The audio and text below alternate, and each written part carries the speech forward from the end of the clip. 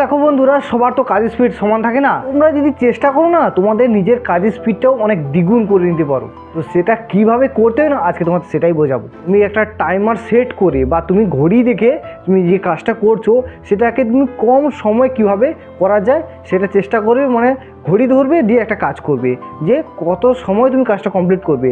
যদি মনে হচ্ছে দেরি হচ্ছে তাহলে একটু স্পিডে করে একটু মানে টাইমটা মেনটেন করার চেষ্টা করবে। দ্বিতীয় কথা হলো যে টাইপিং মাস্টার বলে একটা অ্যাপ্লিকেশান আছে, সেইটা তোমাকে ইনস্টল করে সেইটা বিভিন্ন ধরনের লেসন কমপ্লিট করতে হবে, বিভিন্ন ধরনের গেম খেলতে হবে। তাহলে তোমার মানে কিবোর্ডের যে স্পিডটা, কাজের যে স্পিডটা অবশ্যই তোমার দ্বিগুণ হবে এবং বাড়বে অবশ্য। আর থার্ড কথা বললাম যে টেবিলে আমি আমার এটা আছে, কম্পিউটারটা আছে, তার থেকে বড় জোর 6 থেকে 10 ইঞ্চি নিচে আমার যেন বসার সিটটা হয়। যদি অতিরিক্ত নেমে যায় বা অতিরিক্ত উঁচু হয় তাহলে তোমার কাজে অসুবিধা হবে।